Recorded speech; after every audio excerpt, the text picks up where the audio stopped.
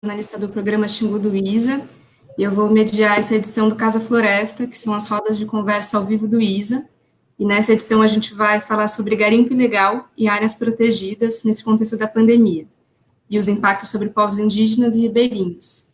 Lembrando que essa conversa está sendo transmitida pelo YouTube do ISA e os outros canais nas redes sociais, como o Twitter e Facebook, e também pelos canais das organizações parceiras, como a COIAB e o Greenpeace.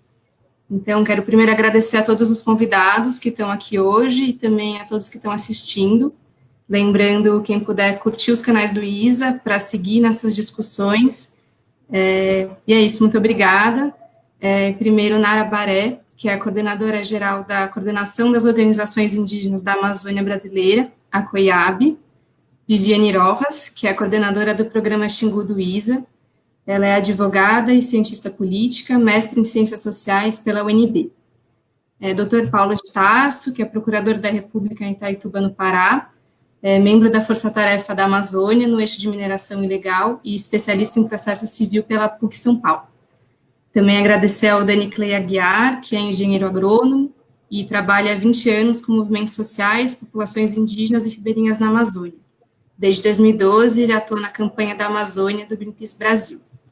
E, por fim, ao Adriano Jerozolinski, o Pingo, que é biólogo e doutor em ecologia pela USP, e atua junto com os Kayapó há mais de 20 anos e desde 2007 na Associação Floresta Protegida. Boa noite a todos novamente. A gente vai começar com uma rodada inicial de 5 minutos cada. Lembrando, quem quiser mandar perguntas pelo chat, a gente vai responder numa segunda rodada. E é isso, passo a palavra para a Viviane. Muito obrigada.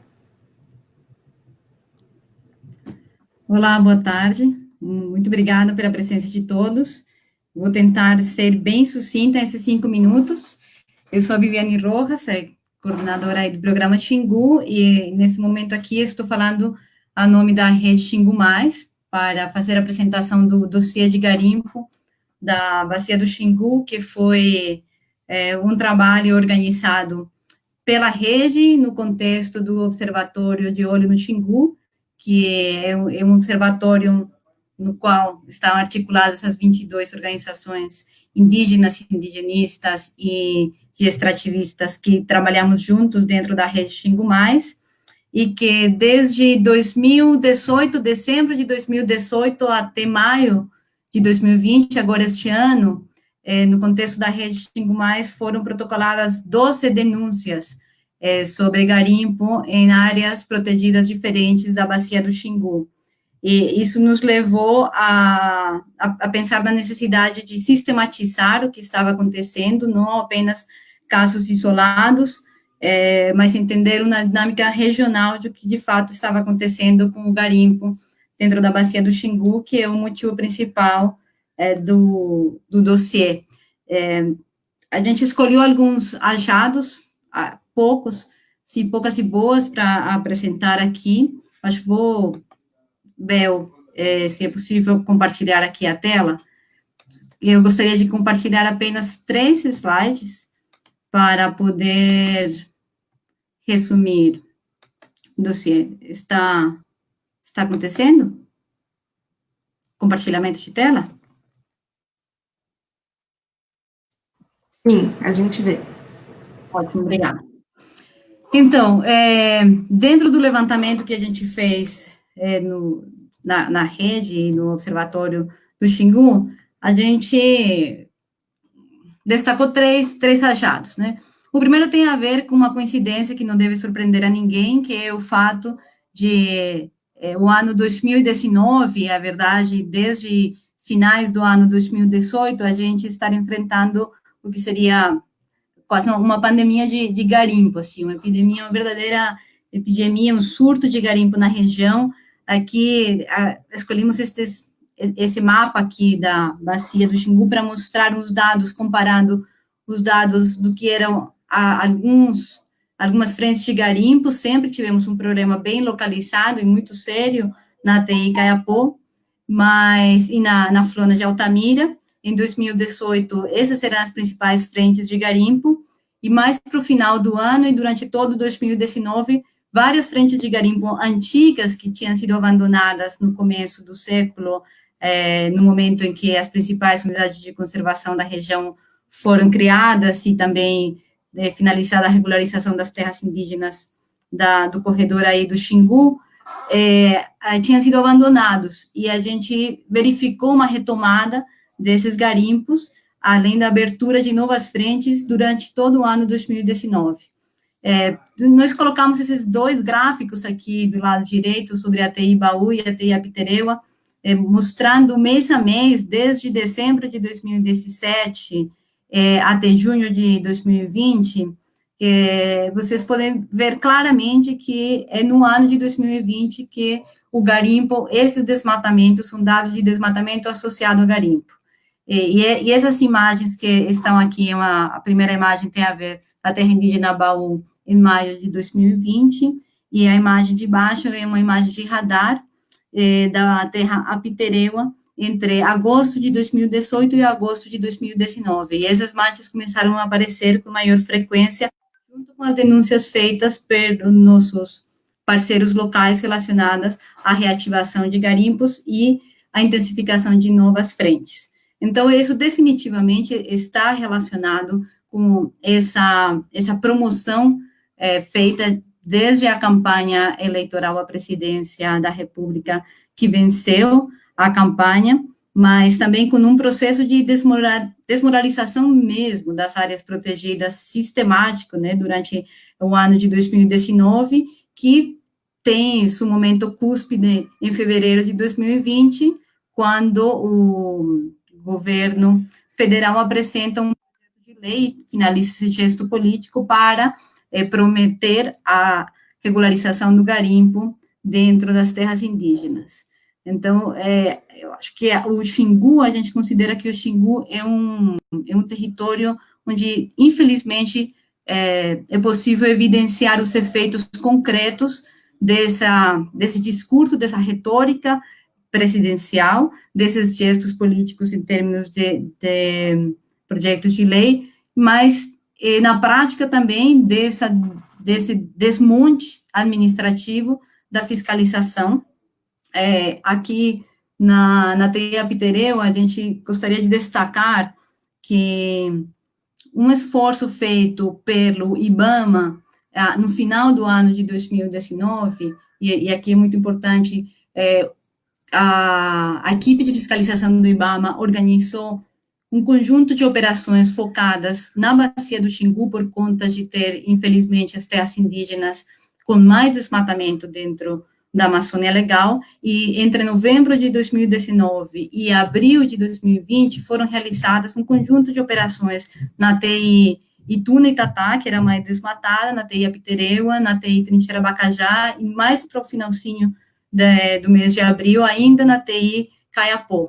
E nessas terras indígenas foi possível constatar um fato inédito na história recente do desmatamento na Amazônia, que foi, de fato, a diminuição de desmatamento. No caso da Itatá, conseguiu zerar o desmatamento, e no caso da TI Apitereu, diminuir até 40%, e na Trincheira Bacajá, 49% do desmatamento, se comparado com o mesmo período no ano anterior.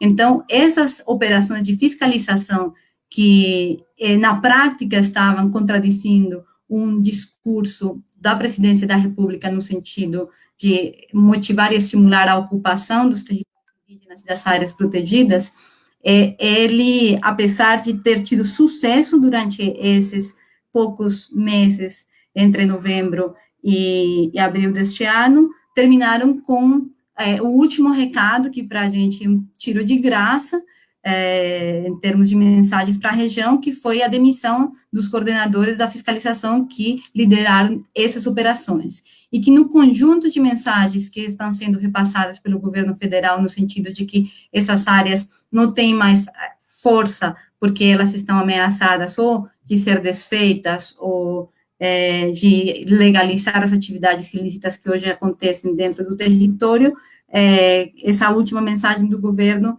foi catastrófica, muito mais se considerarmos que as operações promovidas pelo decreto da garantia da lei e da ordem não têm demonstrado a eficácia que o IBAMA conseguiu, nesses 5, 6 meses, com apenas 8 fiscais, operando em alvos bem pontuais e muito bem estruturados em termos de inteligência e consistência de dados, de onde, porque eles estavam batendo, não apenas nos lugares onde estava acontecendo ilícito, mas na cadeia do crime organizado que acompanha tudo isso. O segundo achado, muito importante, que para a gente vale a pena destacar no dossiê do Xingu, tem a ver com o fato de que, infelizmente, nós comprovamos que as áreas que têm os maiores índices de invasão por garimpo são as áreas onde hoje estão acontecendo o maior surto de Covid. Então, não é uma forçação de barra, nem uma metáfora, uma licença literária, falar que, de fato, o fato de ter terras ocupadas por garimpo, terras ocupadas por grilagem, roubo de madeira, está diretamente relacionado com a vulnerabilidade e o aumento de risco da saúde dessas populações. Hoje, dentro do corredor Xingu, acho que o Pingo vai entrar em detalhe em relação a isso, a terra indígena que tem a maior quantidade de casos de contágio, de óbitos, é a Terra Ikaiapó, que coincidencialmente também é a terra com a maior quantidade de desmatamento, ocupação e degradação por conta de garimpo dentro do corredor do Xingu. Então, no caso do Xingu, essa relação entre a Covid e garimpo, infelizmente, é muito direta e clara.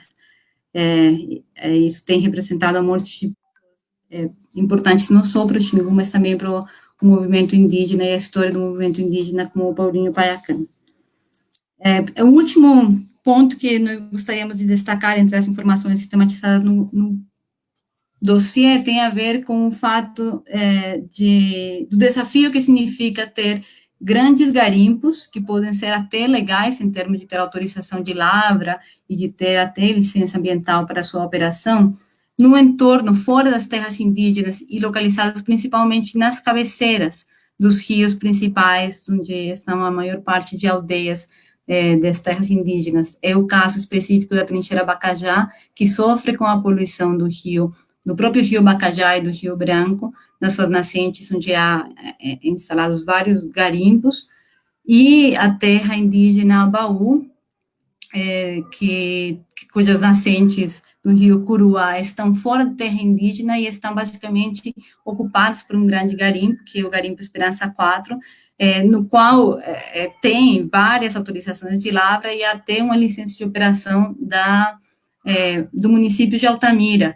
A última operação no Garimpo Esperança 4 do IBAMA aconteceu em 2016, para cobrar, basicamente, o cumprimento de condicionante da licença da LO, que falava sobre a obrigatoriedade dos garimpeiros respeitarem uma distância das APPs, das áreas de proteção permanente dos rios, o que pelo tipo de garimpo, é basicamente, por definição, impossível, mas que representa e coloca, traz para a gente o desafio que significa a questão também dos garimpos fora dos territórios, das áreas protegidas e das condições dessa legalização, e o marco legal que hoje permite que exista esse tipo de atividades com um grau de poluição e de risco da saúde humana, de indígenas e de não indígenas, muito sério na região, que deve ser considerado dentro de nossas análises relacionadas ao garimpo nos territórios, nesse caso do Xingu. Esses são os 3 destaques do dossiê que a gente queria fazer. Então, acho que podemos voltar e passar a palavra para os outros. Espero não ter demorado tanto tempo a mais do que era demandado. Obrigada, Vivi. Lembrando que o dossiê vai ser lançado amanhã, ele vai estar disponível no site do Xingu Mais, que é xingumais.org, e no site do ISA.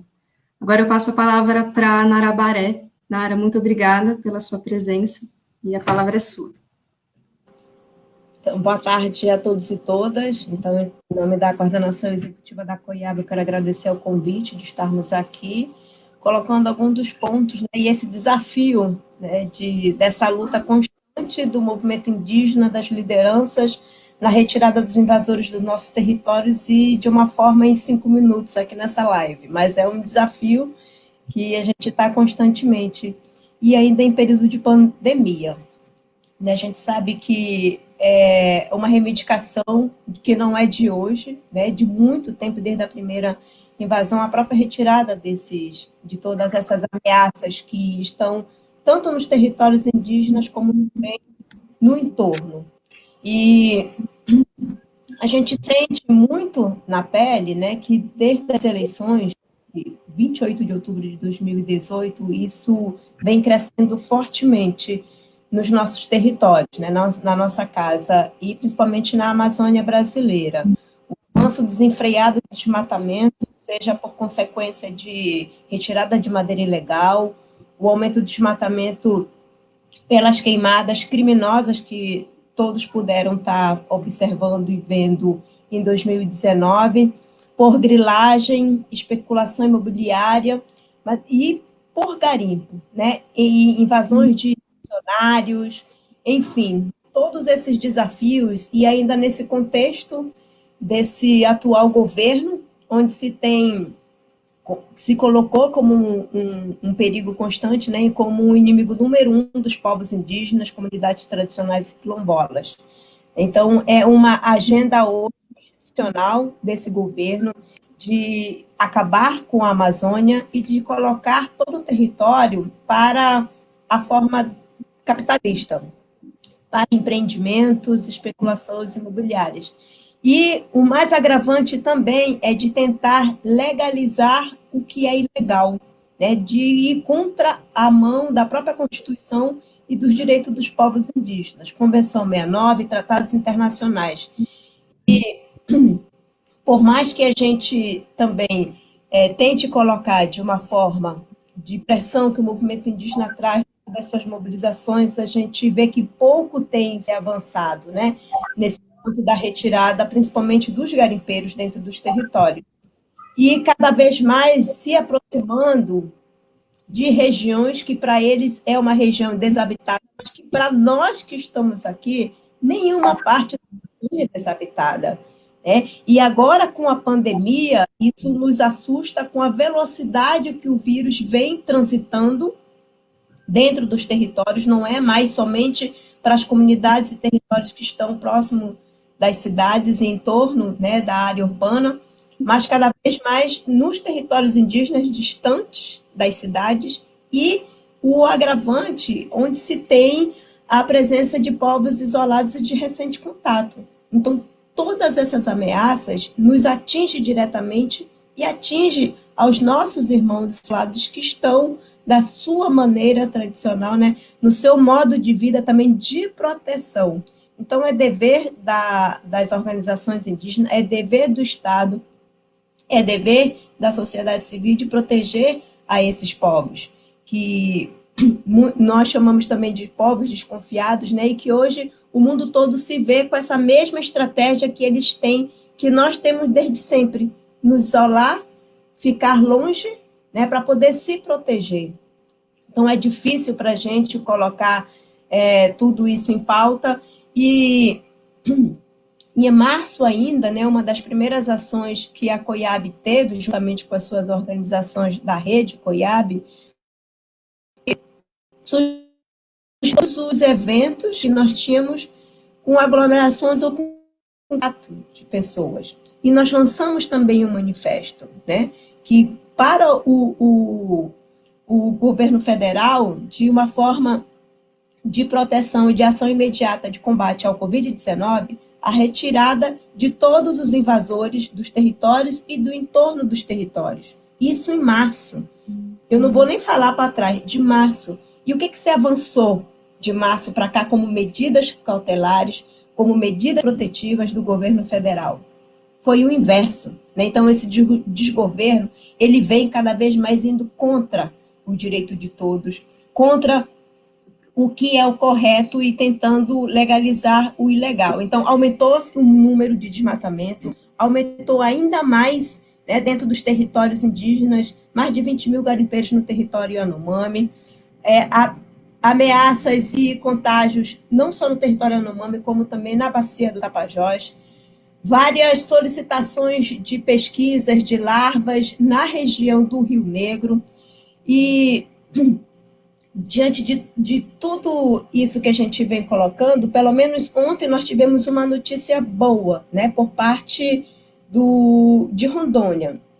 Há 3 anos, né, a própria associação, uma das associações que ali atende, que é a Canidé, ela entrou com um procedimento administrativo, né, na Procuradoria da República de Rondônia, no segundo ofício, e a Agência Nacional de Mineração Regional de Rondônia, ela teve que excluir, né, excluiu todos os processos minerários localizados no interior das terras indígenas de Rondônia, e aquelas também que atingiam parcialmente. Então, é o que está atingindo os territórios e no entorno, como a gente vem colocando.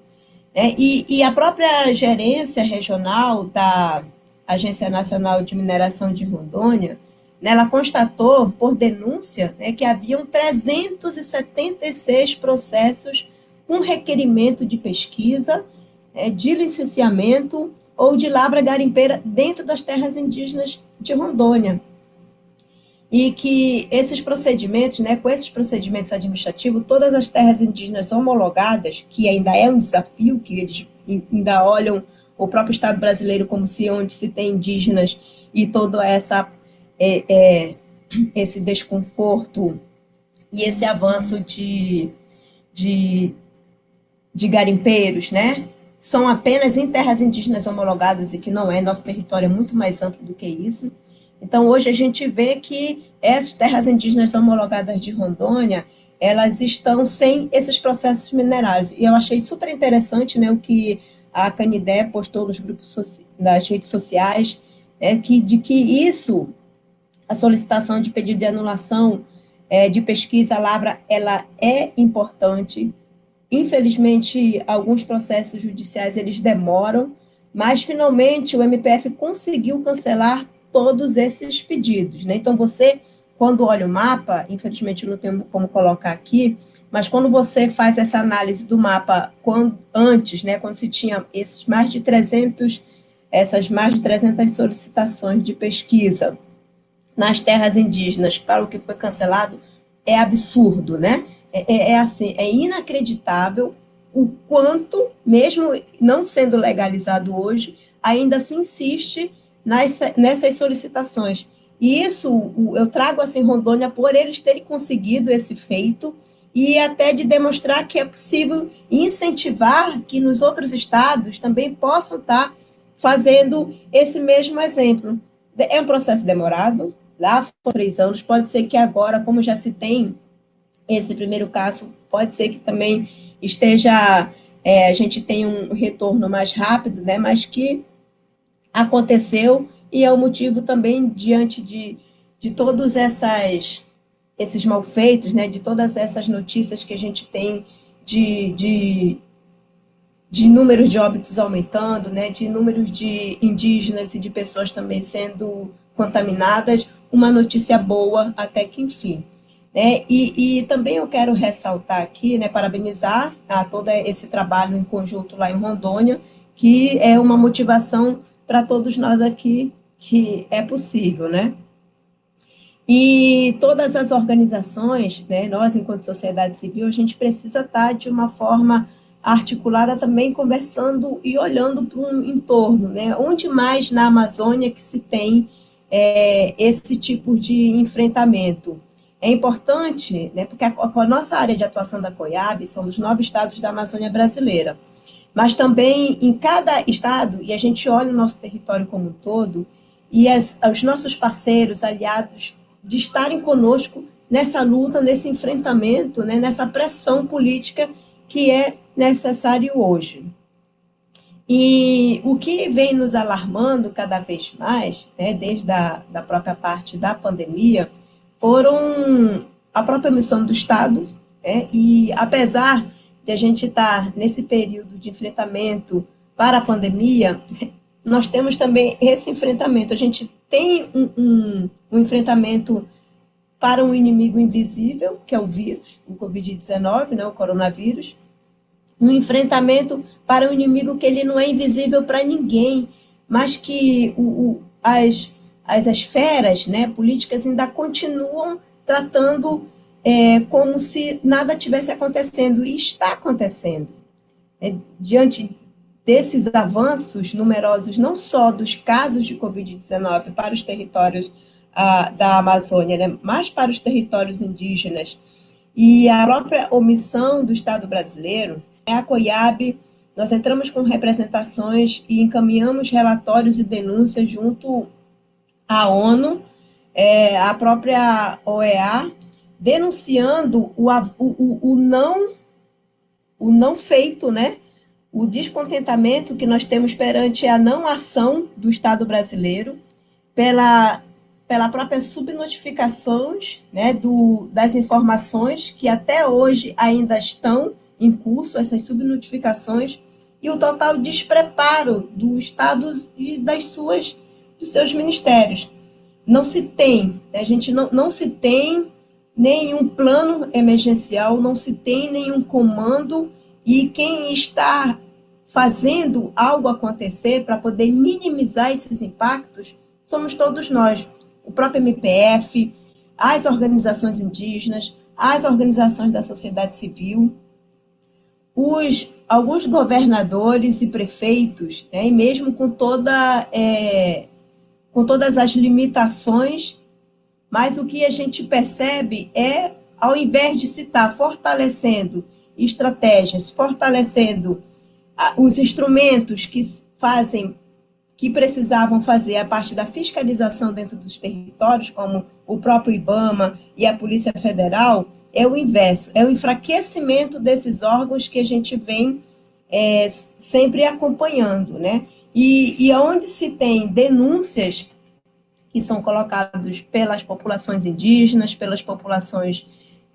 ribeirinhas, pelas comunidades tradicionais e quilombolas, e mais pelas populações indígenas, onde se tem alguma operação do próprio IBAMA, junto com a Polícia Federal, a gente vê o quê? Trocas, né? Troca das pessoas que estavam ali fazendo o seu trabalho.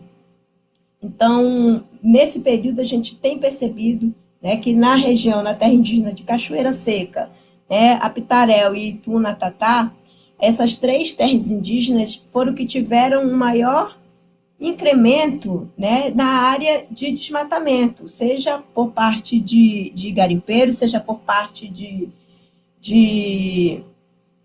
grilagem, seja por presença, né, desses invasores. E enquanto o movimento indígena, a gente traz esse alerta a todos nós, né? Que bom que nós temos aqui também um procurador junto conosco nessa live, que é para a gente poder estar somando forças. Então, é uma realidade hoje que está acontecendo nos territórios, não é de hoje, mas aumentou absurdamente. Isso a gente precisa trazer aqui como alerta. Então, não é de hoje o garimpo ilegal.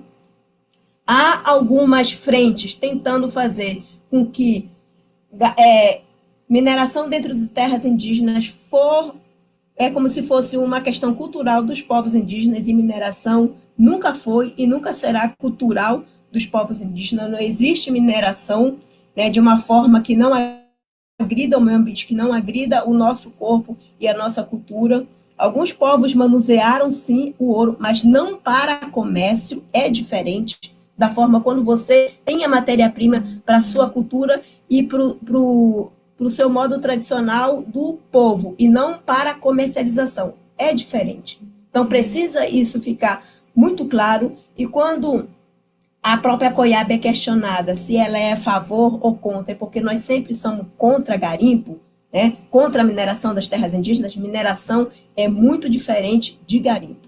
A mineração, ela agride muito os nossos territórios, e o garimpo também não é diferente.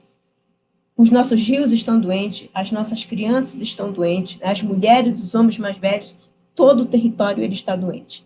Então, por isso que a gente vem fortemente falando que nós somos contra fora garimpo dentro dos territórios indígenas. Já basta todas as percas que nós estamos tendo, as perdas das nossas memórias, né, as perdas das nossas lideranças tradicionais para esse Covid que vem massacrando.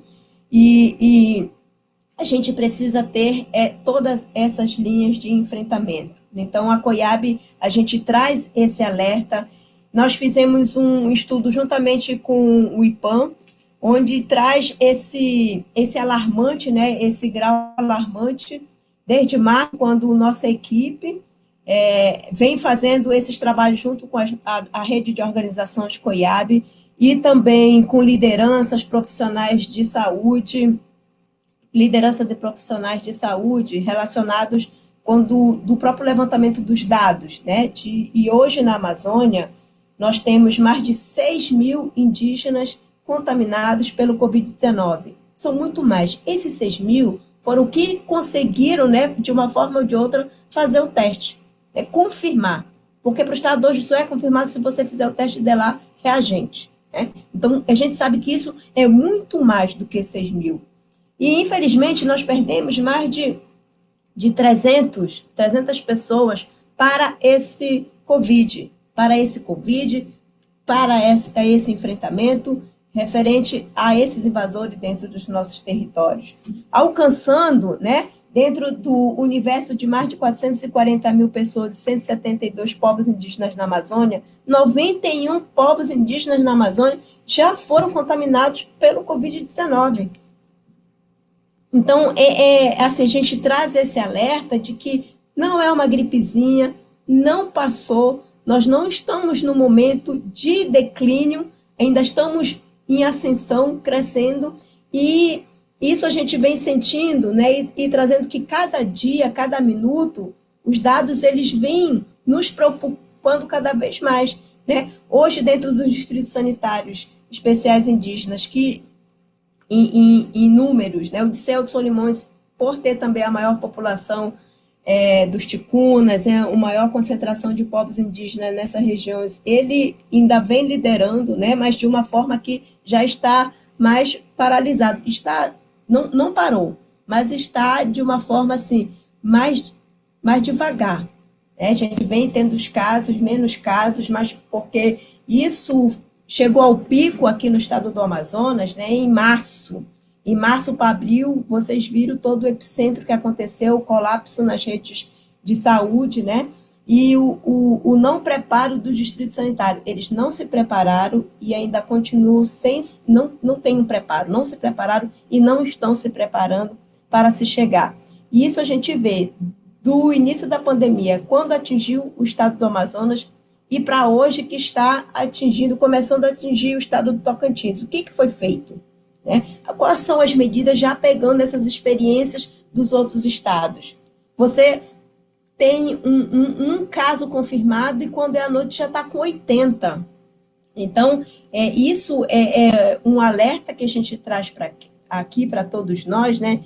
Da dimensão e também da preocupação que é o Covid-19, paralelo com todas essas ameaças e avanços de garimpos e de desmatamento para os nossos territórios indígenas. Então, a COIAB aqui se coloca à inteira disposição, né, para todos e também para as nossas organizações indígenas, aliados e parceiros, de que é o momento da gente estar unindo forças, não só para esse enfrentamento do Covid-19, mas para todas essas ameaças que adentram e que querem insistir de continuar nos nossos territórios. Então, nós não vamos permitir mais esse tipo de retrocesso, mais perdas das nossas lideranças, das nossas famílias, das nossas crianças, para garimpeiros, para grileiros, para madeireiros, para missionários, para quem quer que seja.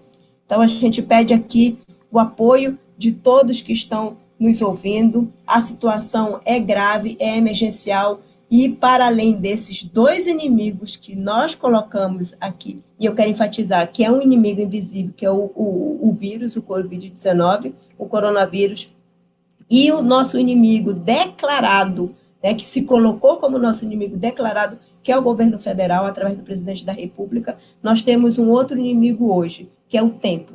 Nós precisamos correr contra o tempo, precisamos fazer ações concretas já. Obrigada. Obrigada, Nara, pela sua fala.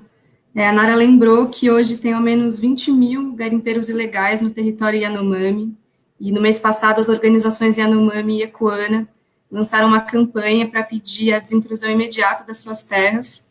Então eu convido a todos que ainda não tenham assinado a petição, que assinem foragarimpo.foracovid.org.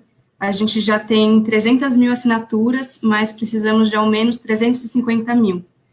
Então fica aqui o convite para divulgar e assinar essa campanha, que não é só pelos povos Yanomami, mas todos os povos da Amazônia e do Brasil. Agora a gente volta para a Bacia do Xingu, e eu convido o Pingo para falar um pouco sobre a situação na terra indígena Kayapó.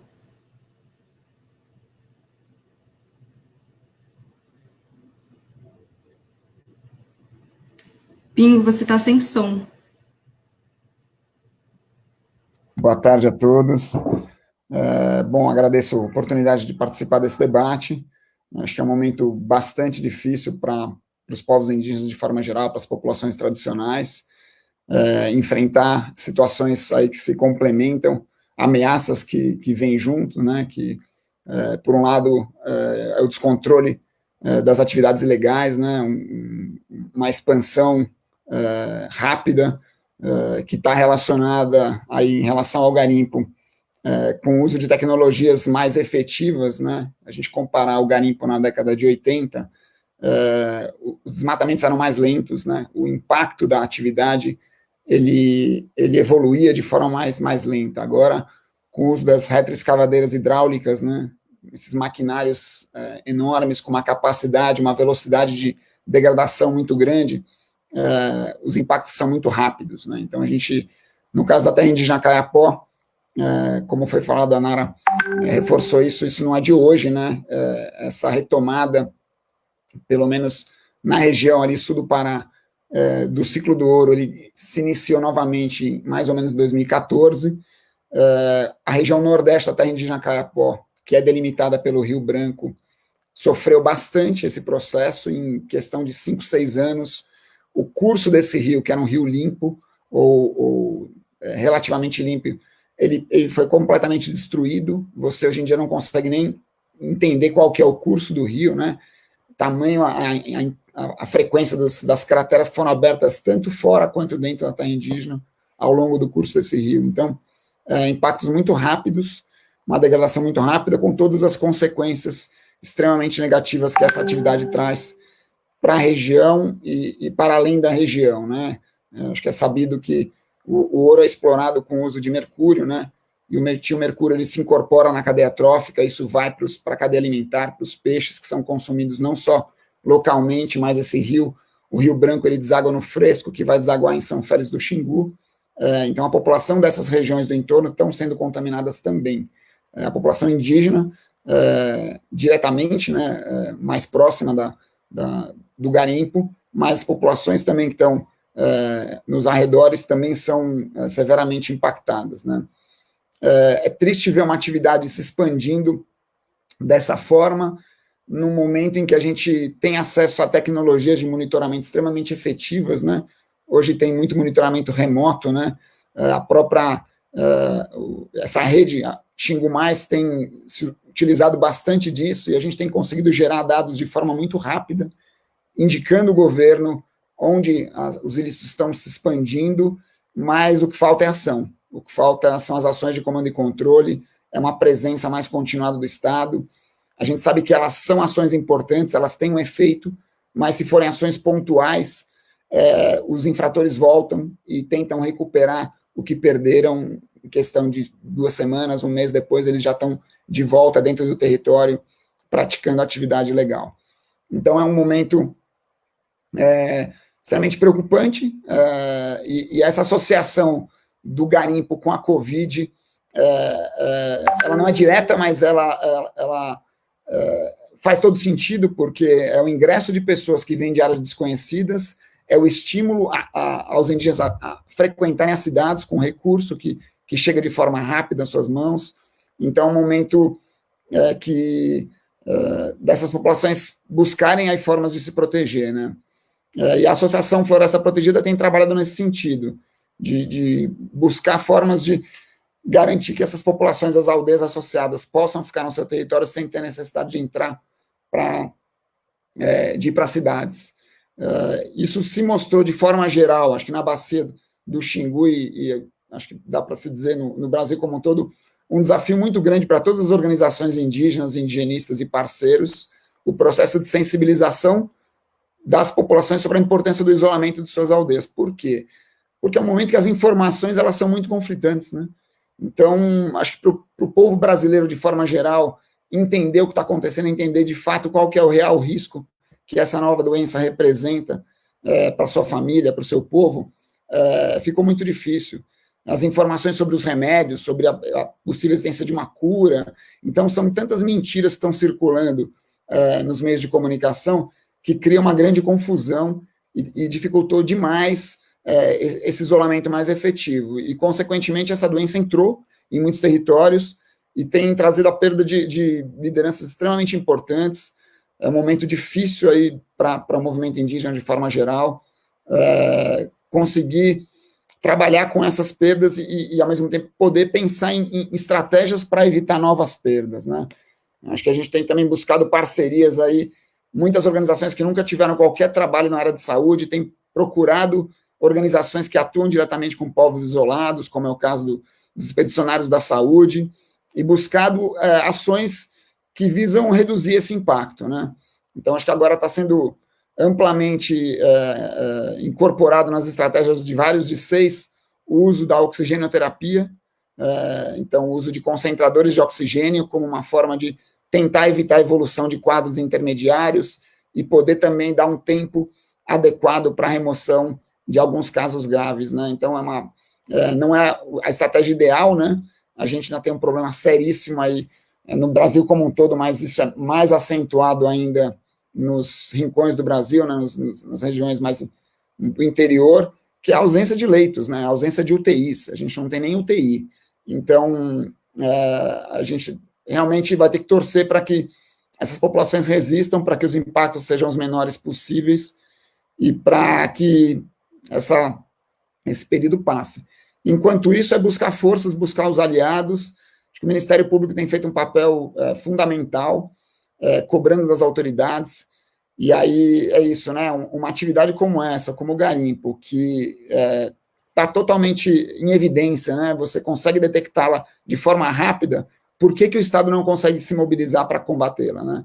Para garantir com que a lei seja cumprida e que esses territórios continuem a ser protegidos e destinados às populações para o seu usufruto exclusivo, né?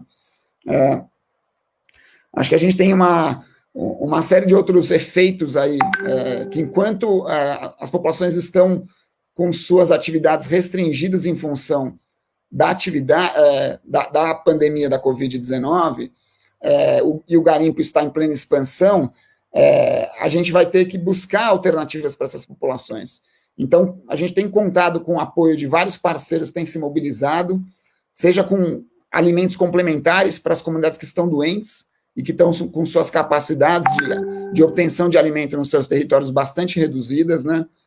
Seja para pensar em alternativas de geração de renda, né? Essas populações elas têm acessado recursos de diversas formas, entre elas com cadeias produtivas do extrativismo, castanha, cumaru, artesanato. Essas cadeias vão ser severamente impactadas nesse período e a gente vai ter que buscar formas dessas populações terem acesso aos recursos que precisam num período de uma crise econômica que vai afetá-los certamente. Tem populações que já têm projetos, por exemplo, de turismo que vão estar impedidos, né? Evidentemente que turistas não vão ingressar nesse período, então os impactos são diversos, né? A Nara falou também, infelizmente essa doença tem sido bastante seletiva, né? Várias lideranças importantíssimas, e aí no conhecimento tradicional a transmissão não é linear, então várias lideranças mais velhas têm sido perdidas para essa doença e muito do conhecimento que elas detêm tem ido junto com elas, né? Então é um momento triste e um momento da gente buscar aí forças para tentar reduzir esses impactos. O garimpo não é uma atividade simples de ser combatida, né? Ainda mais num período em que você tem um estímulo por parte do governo, e um enfraquecimento dos órgãos que executam as ações de comando e controle. Então, é uma narrativa, uma retórica que empodera o infrator, os atores que estão praticando os ilícitos nos territórios Kayapó e de forma geral no Brasil, e com essa esperança de que seus equipamentos não vão ser perdidos.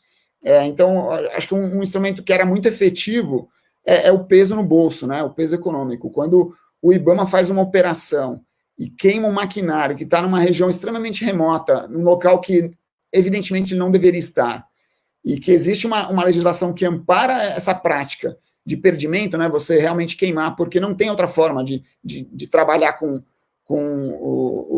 o endereçamento, né, a destinação desse equipamento para outra localidade ou para um fiel depositário, porque isso não funciona, isso volta para a mão do infrator.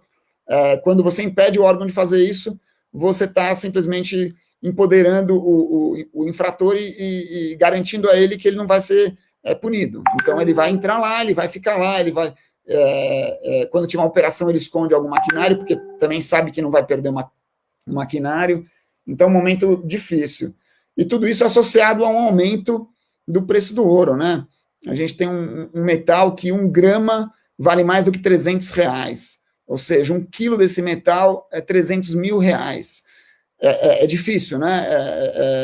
É fácil entender que uma operação, quando ela tem uma frequência baixa, então você tem uma operação a cada 6 meses numa região, teve uma perda de maquinário, esse maquinário com investimento na sequência no território, ele é recuperado, os retornos são rápidos. Então, essas operações precisam ser frequentes.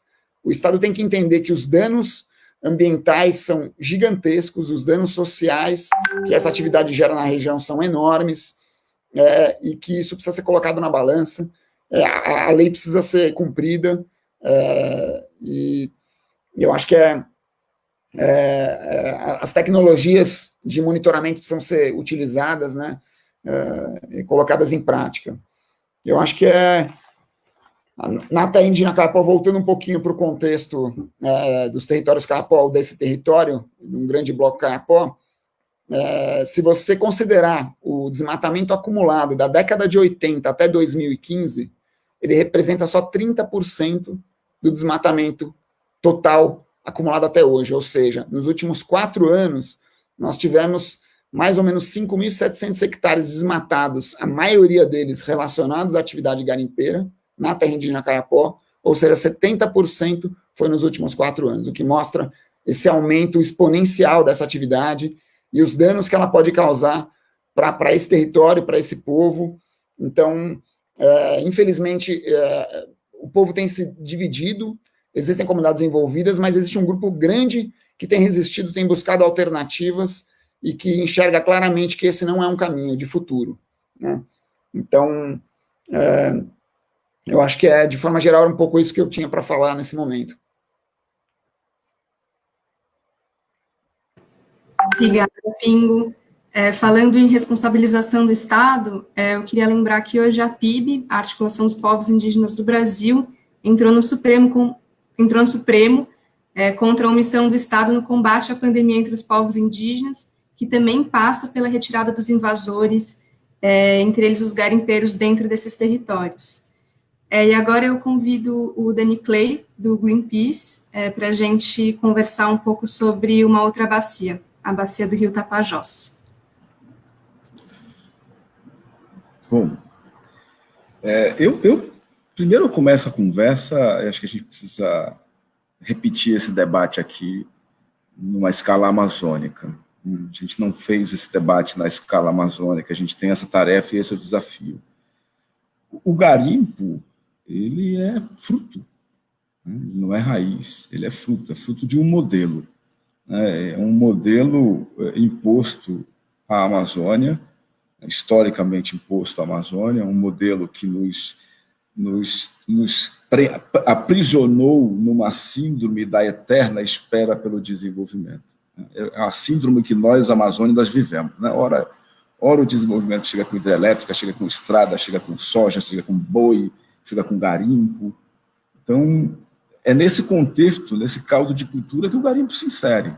Ele é fruto de um modelo extremamente danoso à sociedade amazônica, não só ao meio ambiente, mas à sociedade amazônica como um todo. Se você pega os números mais recentes, de janeiro até aqui, a gente tem aí mais de 70% de toda a atividade garimpeira dentro de área protegida, né? Ou terra indígena, ou unidade de conservação federal, estadual, né? Tem até resex com garimpo. A ampla maioria desses territórios não guarda qualquer previsão para essa atividade, nenhuma, né? E ainda assim, ela prospera. E isso está muito claro, tem relação muito clara com a política anti-indígena e com a política antiambiental do governo Bolsonaro. Isso é um fato, o Canara disse mais cedo, ele é um inimigo declarado dos povos indígenas, é um inimigo declarado do meio ambiente.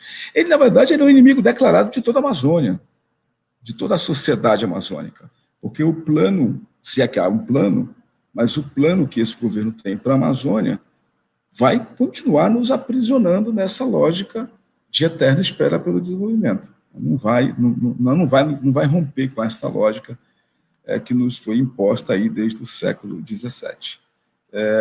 Eu diria que, mais do que o impacto, é incomum você ouvir isso de um ambientalista, né?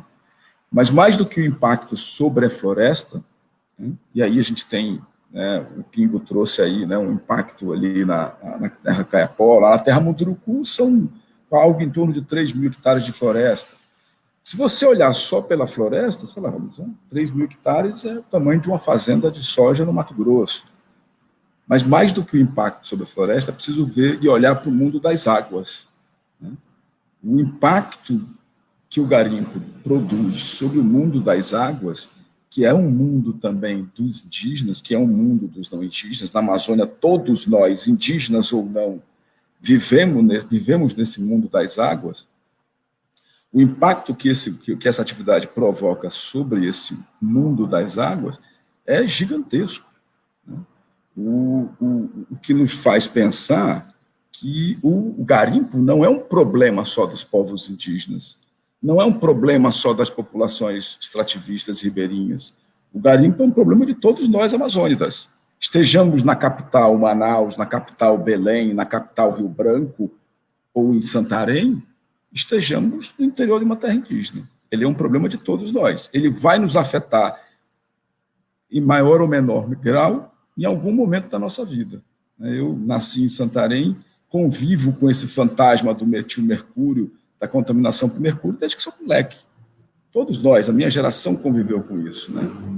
O garimpo naquela região se inicia ali por volta dos anos 50, e desde lá a gente vem acumulando garimpo na cadeia trófica do Tapajós, né?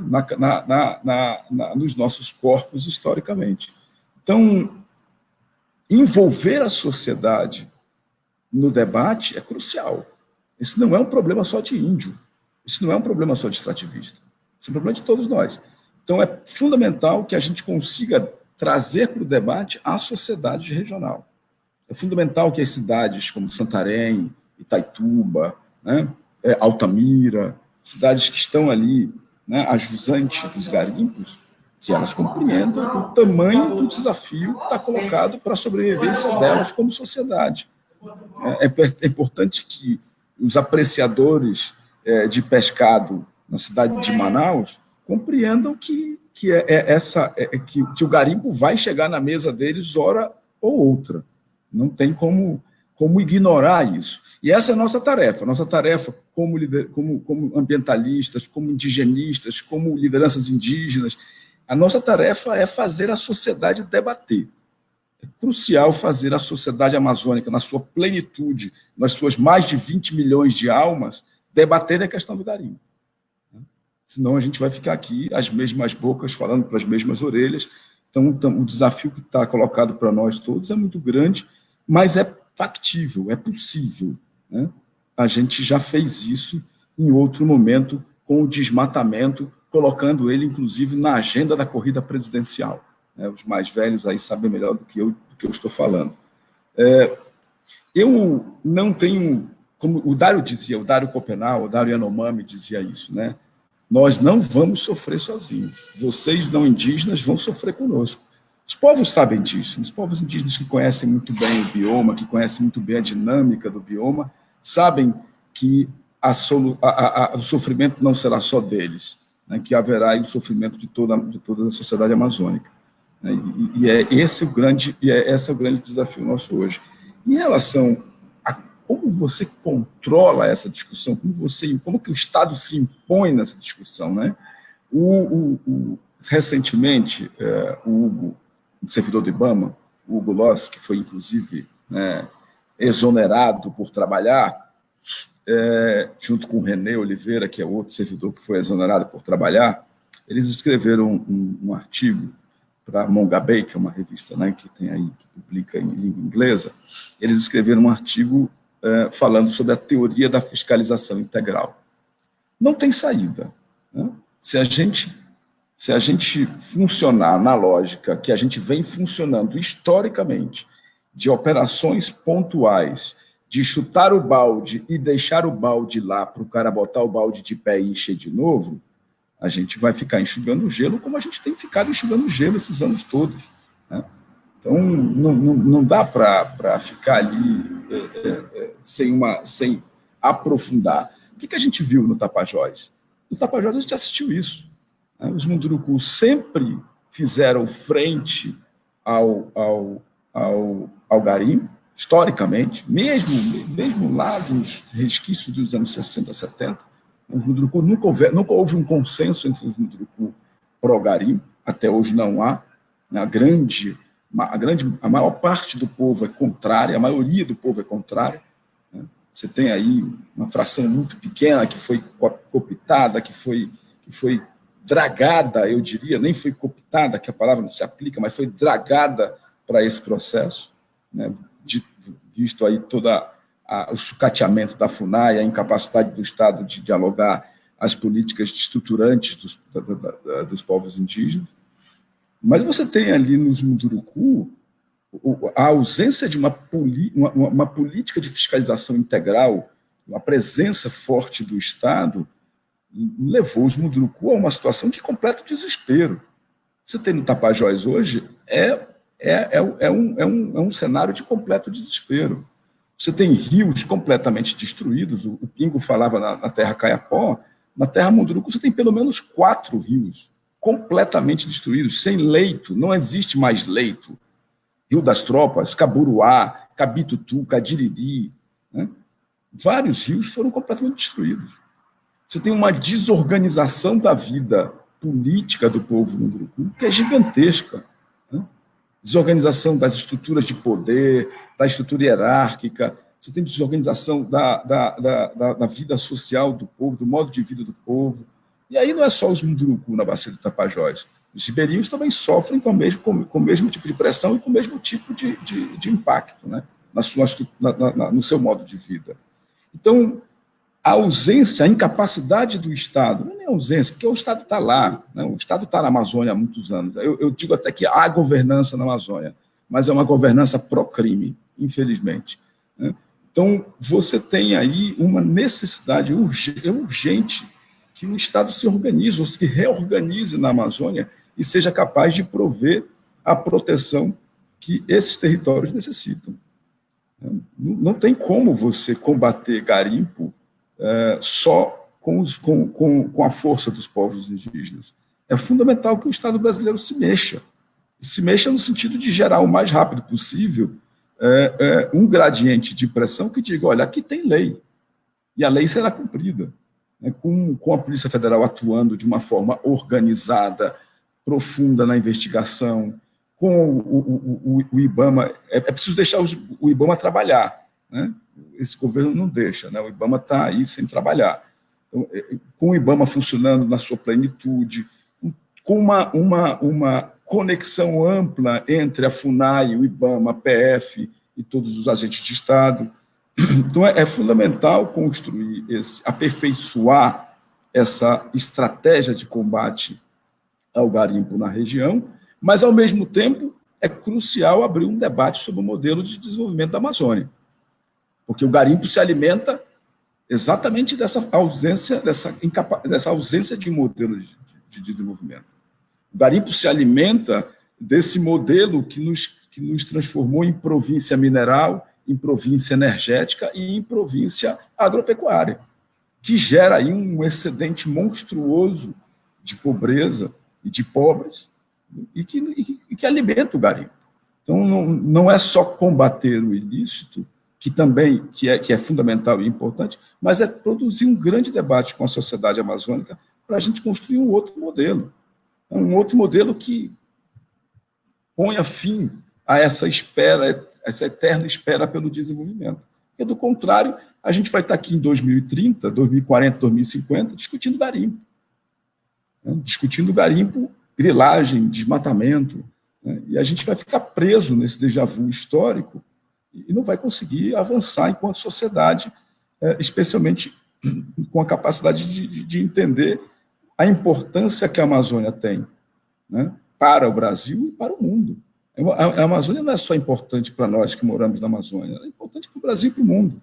Então, é preciso repactuar qual é o papel da Amazônia, é preciso ressignificar o papel da Amazônia, né, nos tirar dessa prisão que nos coloca nessa condição de província, especialmente uma província mineral, energética e agropecuária, e nos libertar, né, para a construção de um novo modelo de desenvolvimento que coloque a Amazônia num outro patamar, especialmente debatido a partir das discussões com a sociedade regional. Sem a sociedade de Santarém, de Belém, de Rio Branco, de Boa Vista, de Porto Velho, das centenas de cidades que constroem a Amazônia, e das reservas extrativistas, e das terras indígenas, e de todo o tecido social que compõe essa região, não é possível construir modelo algum.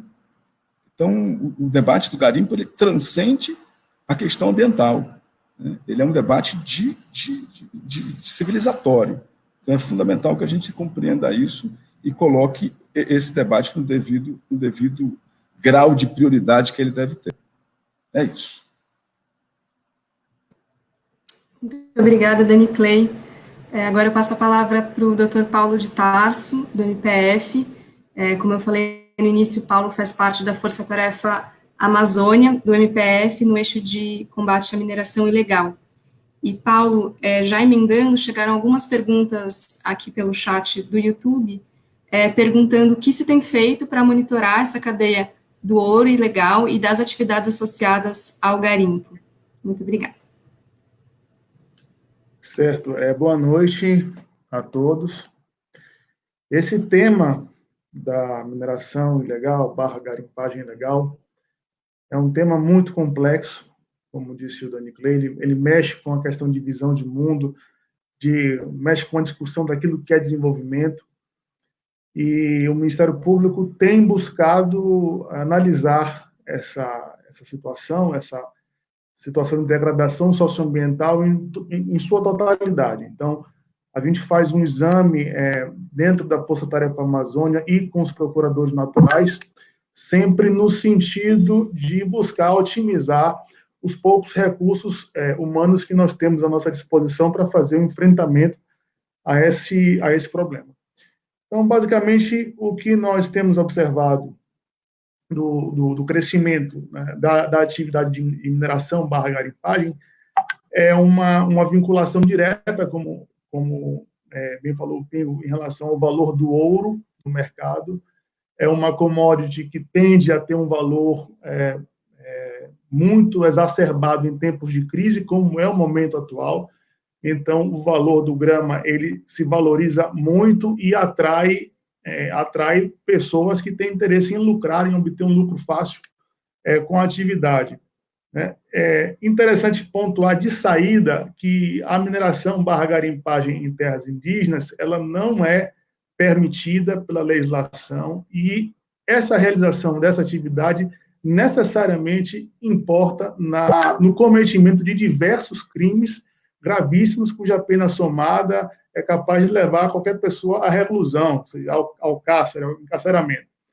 Porque, necessariamente, esse ouro extraído da terra indígena, ele, para ser comercializado, ele precisa ter a sua origem falseada, a sua origem escamoteada, ou seja, quem lavra em terra indígena, ao comercializar essa produção, está lavando dinheiro, está cometendo um crime de lavagem.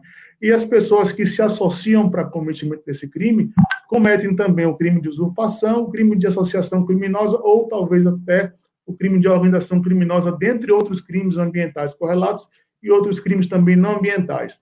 Então, a gente tem um cenário gritante, um cenário grotesco de total inação do Estado brasileiro em relação ao cometimento desse tipo de crime. E quando eu falo inação, eu não quero colocar isso apenas na cota da Polícia Federal, que é a Polícia Judiciária que atua nesse tipo de crime de usurpação, haja vista, estamos tratando de território da União, que são as terras indígenas, e de patrimônio da União, que são os minerais em solo brasileiro.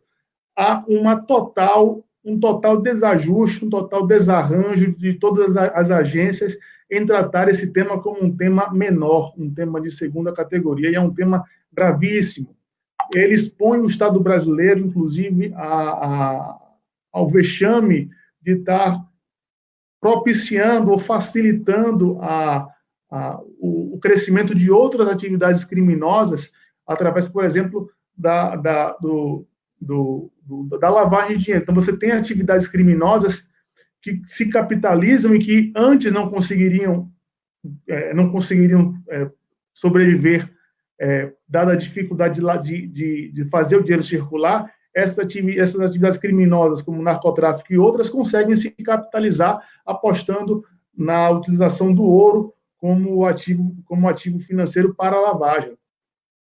E além dessa questão criminal, a gente tem, né, a questão política, que realmente ela é gritante. As agências elas não têm funcionado.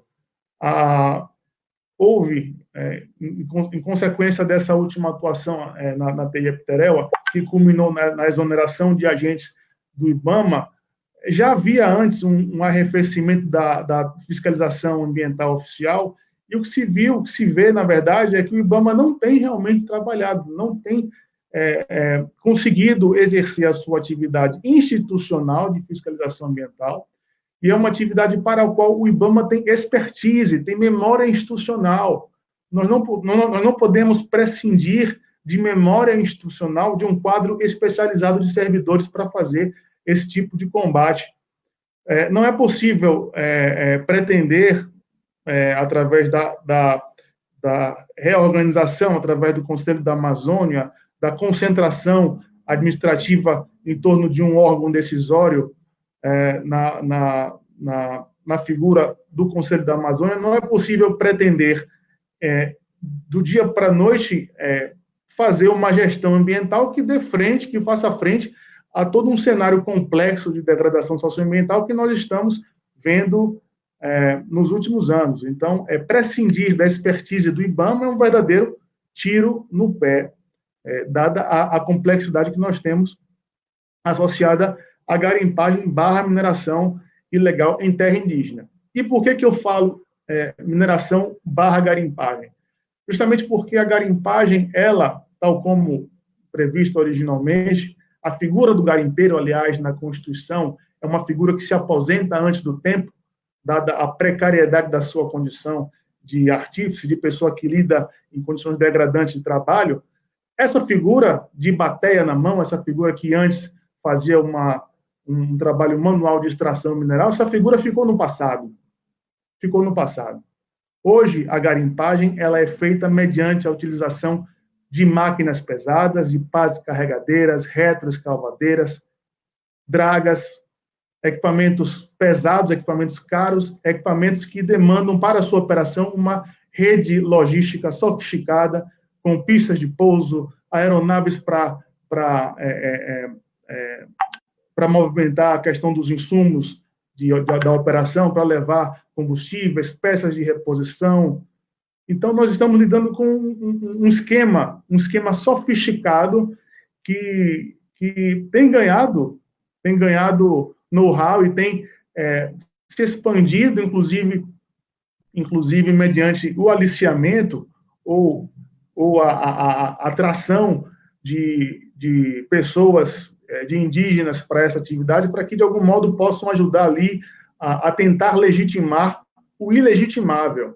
Porque, realmente, a Constituição, quando abre a discussão em torno do aproveitamento do subsolo dentro das terras indígenas, ela faz toda uma menção a um interesse estratégico nacional, ela faz uma ressalva apenas para, em casos excepcionais, à mineração, ou seja, quando o interesse nacional, e ela veda expressamente a questão da garimpagem, dizendo que os movimentos de associação garimpeira não terão esse beneplácito de serem fomentadas pelo Estado, especificamente em se tratando de terras indígenas, ou seja, não é possível lidar, não é possível tolerar, sob nenhum aspecto, constitucional inclusive, a presença estruturada de garimpos em terras indígenas. E também por conta da própria vocação da terra, é uma terra que não é apropriável singularmente, não é possível lidar e tratar do direito de propriedade das terras indígenas como nós lidamos com o direito de propriedade da sociedade civil envolvente, a sociedade não indígena. A noção de propriedade ela é distinta nas terras indígenas, é uma terra de apropriação coletiva, ela tem um sentido existencial e cultural. Então, a terra indígena ela se confunde com a própria existência dos povos que ali habitam. Então, transigir com esse aproveitamento dessas terras, transigir com a vida dos indígenas que ali estão. Nós não podemos dispensar a vida dos indígenas brasileiros. Não é possível transigir com isso, nem negociar isso. E nós temos uma série de agências brasileiras que atuam mal e permitem esse tipo de descalabro que nós temos presenciado.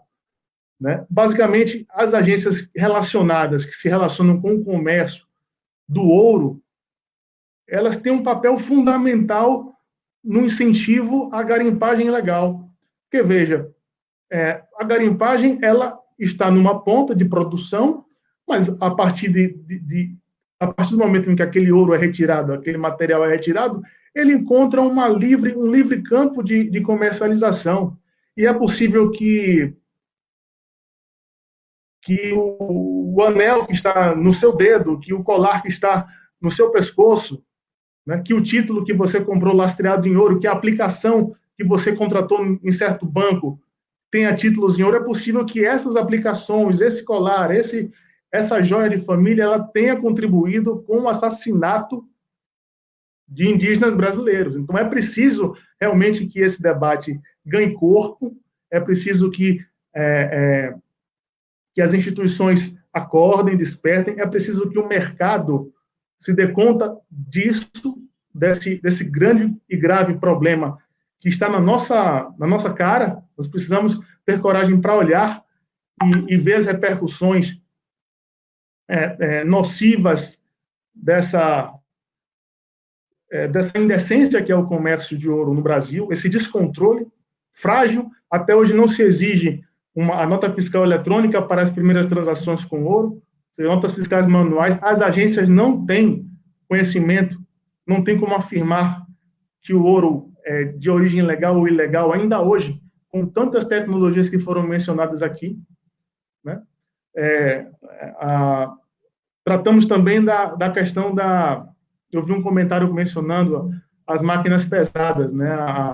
A Hyundai teria um polo de vendas em Itaituba que teria registrado o maior volume de vendas no Brasil, né? E é uma questão que nós precisamos discutir também. Nós precisamos do apoio das organizações que façam um estudo, que nos ajudem, Ministério Público, com estudos que apontem, por exemplo, um dado bem alarmante, evidente. É lógico que as máquinas que estão na região garimpeira da Bacia do Tapajós, por exemplo, essas máquinas não estão tendo aplicação na construção civil. Estão tendo aplicação em outras áreas. Então, nós precisamos densificar, nós precisamos realmente de mais estudos, mais parceiros e mais colaboradores e mais pessoas que se disponham a enxergar o problema e apresentar, junto com a gente, soluções para que a gente possa demandar todos aqueles que, direta ou indiretamente, tomam parte e contribuem para essa desorganização socioambiental presenciada na Amazônia, né? O garimpo ele subverte politicamente as estruturas de poder dos indígenas. Basta mencionar que as reuniões que antes aconteciam sempre com respeito, né, às lideranças mais tradicionais, aquelas que se impunham por uma questão ancestral de poder conquistado através da tradição, novos grupos surgem com poder financeiro, poder econômico, querendo subverter a ordem dentro da etnia, a ordem política da etnia, né? E nós temos uma série de eventos que apontam para o silenciamento mesmo, silenciamento de lideranças de grupos de indígenas que vão contra o garimpo, que eles perdem a condição de falar publicamente, de expor a sua opinião, porque passam a ser ameaçados. Além da queda ao coice, além da instalação de um cenário totalmente pró-garimpo, nas falas oficiais, nas falas governamentais, nas falas das agências, nas falas dos prepostos, esse caldo que permite que grupos se organizem e vão em passeatas, em lugares públicos, pedir regulamentação de garimpo e terra indígena, sem conhecer uma vírgula da Constituição. Além de tudo isso, nós ainda temos um cenário de disseminação de armas de fogo entre pessoas que são favoráveis ao garimpo em terra indígena, que conferem um amedrontamento, o silenciamento de lideranças indígenas que, outrora, podiam falar abertamente as suas posições em prol de uma existência diferenciada, como a Constituição reconhece. Então, esse cenário é muito dramático, realmente é um cenário dramático, nós precisamos de todo o apoio possível, como disse o Dani Clay, precisamos elevar essa discussão a todas as outras esferas possíveis para que nós possamos, com essa problemática, né, problematizando bem o assunto, conseguir olhar a ação, olhar o problema sob diversos prismas diferentes e conceber soluções criativas, né, apontando todos os responsáveis por esse problema que está instalado e atuar. Nós, do Ministério Público, temos a Força Tarefa Amazônia, que tem alguns eixos temáticos, tem o eixo da mineração, tem o eixo do desmatamento, e na parte da mineração, nós chegamos a tomar algumas medidas, como, por exemplo, a questão da ação contra a agência de mineração, que foi mencionado anteriormente, para que aqueles requerimentos de direitos minerários fossem cancelados quando fossem sobrepostos às terras indígenas. Nós fizemos uma ação coordenada no Pará em todas as subseções para poder justamente dar prosseguimento ao que foi realizado em outras unidades, no Amapá, no Amazonas, em Rondônia, e é uma coisa que não tem parado. Nós temos nos deparado com vilões do meio ambiente que não são apenas aqueles que ali estão. Dentro do Estado brasileiro, nós temos, por complacência, por omissão, né, nós temos muitos responsáveis pelo descalabro socioambiental que está instalado, né? Além dessa atuação coordenada para que a agência de mineração cancelasse, e eu vou explicar um pouco o que é isso, né?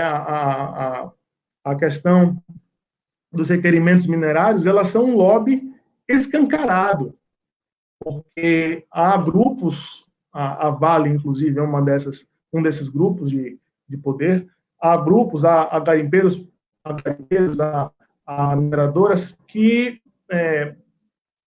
pleiteiam, que requerem, e entram com petições na agência de mineração, pedindo para si áreas, que se reserve para si áreas para uma futura extração mineral. E a agência de mineração, ela deixa aquilo parado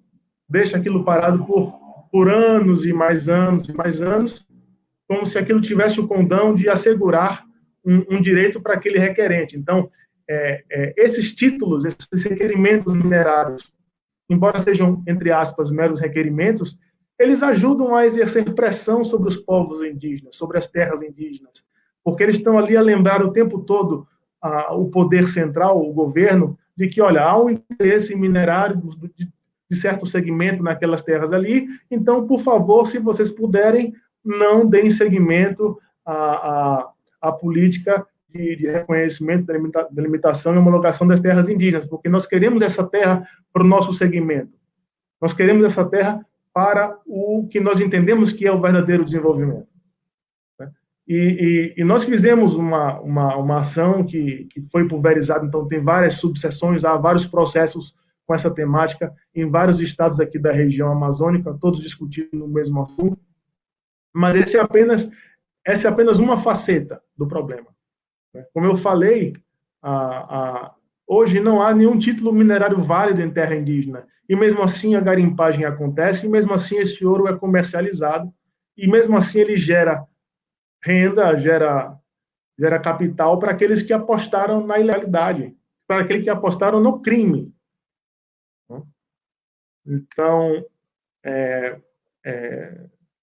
isso ficou muito claro numa operação que nós tivemos aqui na subseção de Santarém, a operação de Lema de Midas, que foi uma parceria do Ministério Público Federal e da Polícia Federal, que mostrou o fluxo do ouro proveniente da terra indígena Zoé sendo comercializado.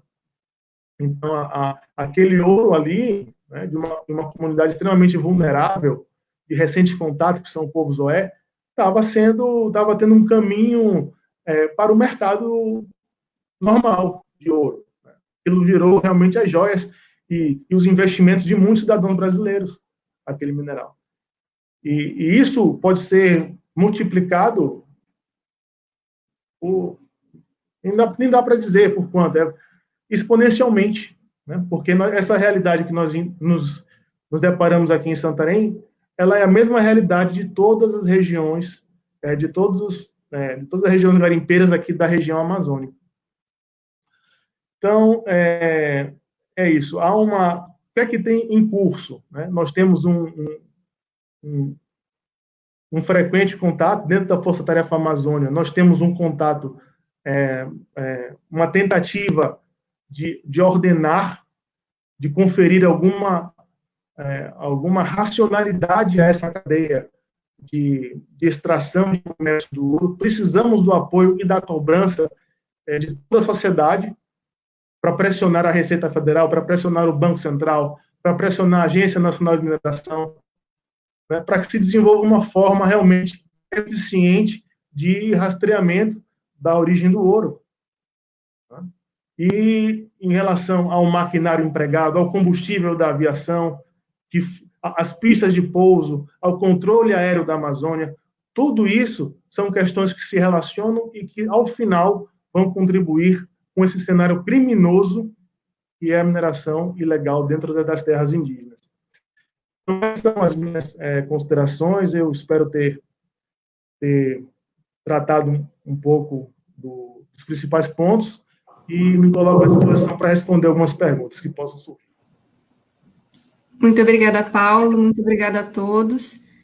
Como o Dani Clay falou, esse é um debate que não se esgota agora, não deve se esgotar agora, e a gente já está chegando no fim da nossa conversa, mas antes eu queria fazer para a Nara uma pergunta que chegou no chat dos comentários, e aí passar para cada um fazer uma fala bem curta, final, para a gente fechar essa primeira conversa sobre garimpo ilegal nas áreas protegidas da Amazônia. Nara, a pergunta é se existe alguma reparação e como seria essa reparação aos povos indígenas que sofrem os impactos do garimpo, isso somando a questão da Covid. Então, a reparação que o Estado brasileiro tem perante os povos indígenas é uma dívida milenar que tem, e essa reparação que a gente tem muito fortemente, que a gente tem colocado e pautado e aqui reafirmado, é a forma de que os processos de demarcação dos territórios indígenas eles precisam retomar. O governo brasileiro precisa respeitar a nossa existência enquanto povos originários dessa terra e demarcar todos os territórios indígenas aqui do Brasil, não só da Amazônia. Isso é uma forma de reparar todo o genocídio que a gente já passou e que a gente vem vivenciando ainda durante essa pandemia do Covid-19. Então, a própria omissão do Estado brasileiro, seja entra governo, sai governo, não é diferente. Só muda a forma de como o governo continua violando os nossos direitos e a nossa existência. Então, como medida reparativa é a demarcação de todos os territórios indígenas do Brasil, dos povos indígenas. Obrigada, Nara. Eu passo a palavra à Viviane para as considerações finais. Obrigada, Bel. E aqui fica bem claro, e me parece que uma coisa importante que trouxe o exercício do dossiê que foi feito no Xingu é uma noção de uma retomada, assim, de um momento de um ataque contundente contra os territórios indígenas e as áreas protegidas na Amazônia, nesse movimento de garimpo que precisa ser interrompido. Porque a gente tem um problema histórico que está consolidado em áreas nas quais tem ajudado também a acumular conhecimento e expertise de como tratar um problema que não é um crime menor, trata-se de um sistema de crime organizado bem complexo, como foi discutido aqui, e que, nesse momento, tem o conhecimento suficiente para ser devidamente interrompido essa nova onda que está se instalando no país, sem ter mudado sequer uma vírgula de nenhuma lei, muito menos da Constituição Federal. Então, a gente está num momento em que está sofrendo uma desmoralização das áreas protegidas, dos territórios indígenas, de territórios de comunidades tradicionais e de unidades de conservação, sem ter nenhuma mudança institucional, em termos normativos, o que demanda um esforço muito maior de mobilização dos órgãos de controle e da sociedade civil, capitalizando essa expertise, esse conhecimento que nós temos acumulado nos infelizes casos onde o garimpo é uma história já consolidada durante décadas, o garimpo ilegal dentro desses territórios, e o momento da gente enxergar que essa investida precisa ser interrompida e que ela está no momento inicial, que a gente não deve perder essa noção temporal. E eu acho que no Xingu está bem demonstrado, nós estamos em um novo impulso que tem 1 ano de vida. E 1 ano de vida é um momento que a gente não pode deixar avançar, está bem diagnosticado. Então, é a hora de interromper, e eu acho que é a hora de a gente se juntar aí esforços, conhecimentos e expertises. E muito obrigada, espero realmente que esse seja o primeiro de muitos debates absolutamente necessários, como o Clay falou. Obrigada, Vivi. Agora eu passo para o Pingo. Eu acho que... Bom, acho que alguns participantes lembraram de pontos importantes, né? O Dr. Paulo de Tarso, acho que usou um termo que acho que é muito claro, né? Traz muito essa mensagem que é legitimar o ilegitimável, né? Acho que a gente está na hora de realmente levar o que o Danny Clay falou, abrir esse debate para a sociedade, né? Não é só a sociedade amazônica, é a sociedade mundial, o que está acontecendo, qual que é o caminho que estamos seguindo. Eu acho que essa discussão do modelo de desenvolvimento tem que ser feita de forma urgente. A gente está fechando portas ao invés de abrir portas, né? É um modelo que vai afunilando para cada vez menos oportunidades, né? Então, acho que a gente tem que caminhar com esse debate de forma mais intensa para a valorização do nosso patrimônio, né? Um patrimônio único, né? O Brasil detém a maior floresta do mundo, uma riqueza cultural, uma riqueza ambiental, as águas, né? O Danny Clay lembrou bem, né? A gente está comprometendo um ativo que é um ativo único, cada vez mais valorizado no mundo. Então, eu acho que a gente tem que buscar pressionar o governo, buscar alianças para que isso seja levado à frente, essa discussão seja levada e a gente consiga promover a mudança que tem que ser feita. E rápido, né? Porque, infelizmente, o que está acontecendo, o garimpo, ele gera transformações rápidas, impactos severos num curto prazo, né? Então, a gente tem que correr contra o tempo. E é isso, esse é o começo de uma conversa que tem que chegar nas várias regiões do Brasil, né? É trazer um pouco dessas experiências de vários contextos para quem vive numa cidade grande poder entender o que vai os afetar, né? O que essas transformações que estão em curso vai afetar a vida de todo mundo. É isso. Obrigada, Pingo. Danny Clay? Então, na melhor tradução da palavra, eu acho que eu diria que não tem saída. A gente precisa radicalizar o debate. Radicalizar o debate e ir bem fundo nessa discussão. Radicalizar o debate em relação ao papel do Estado e a necessidade do Estado rever seus procedimentos como um todo, radicalizar o debate em relação à saúde da sociedade amazônica e tudo que está em jogo em relação à contaminação dos rios, radicalizar o debate em relação aos direitos indígenas. Então, assim, a palavra é radicalizar, não tem outra palavra. Ou a gente radicaliza o debate, vai na raiz do problema e discute ele com seriedade e com responsabilidade, ou a gente vai ficar aqui mais uns 2, 3 séculos falando de garimpo, e falando de problema, e falando de violação de direito indígena, e falando de violação de unidade de conservação. Tem uma fala, uma pequena fala de uma liderança munduruku, e o Paulo conhece, o doutor Paulo conhece ele bem, em Brasília, numa discussão sobre sustentabilidade, alguém virou para ele e perguntou, mas e aí, para os munduruku, o que então é sustentabilidade? Já que o garimpo não é sustentável, coisa do tipo. E ele, abre aspas, diz o seguinte: sustentabilidade é aquilo que não nos causa dependência em relação a dinheiro, nos livra do sistema, é ter um rio que possa beber e pescar, é ter uma terra que possamos produzir nossos próprios alimentos. Essa, para mim, é radicalizar o debate. É isso. Muito obrigada, Dani Clay. Dr. Paulo.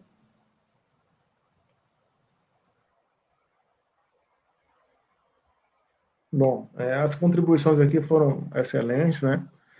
Basicamente, o cenário, o caos está posto, o cenário é conhecido, é preciso apresentar isso realmente a um número cada vez maior de pessoas, porque todos nós realmente somos influenciados por esse caos regulatório, esse caos socioambiental que está instalado na Amazônia. Né? E o Estado ele precisa realmente se posicionar. É um Estado anacrônico que tem agências que não trabalham harmonicamente e que tem agendas, inclusive constitucionais, ou seja, agendas que não podem variar conforme tal ou qual governo, que precisam ser afirmadas e sempre reafirmadas. Né? Quando nós enfrentamos a questão do garimpo aqui, nós enfrentamos o garimpo em terras indígenas. E esse é o ponto, não dá para compatibilizar isso.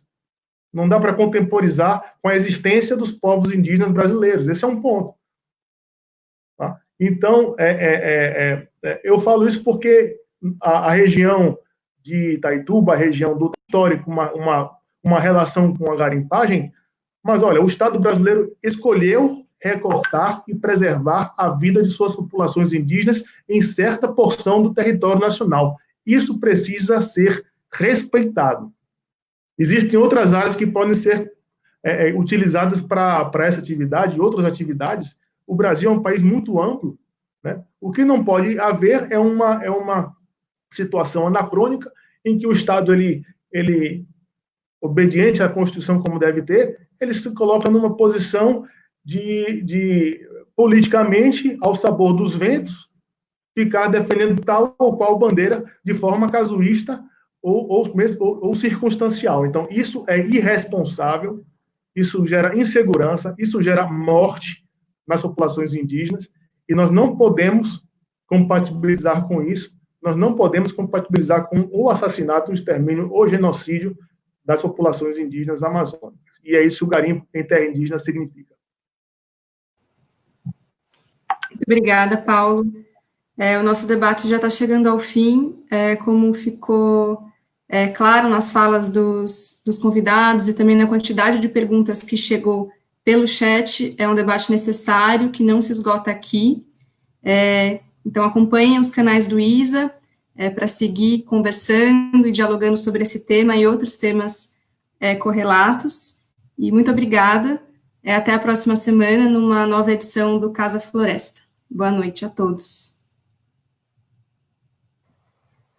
Boa noite.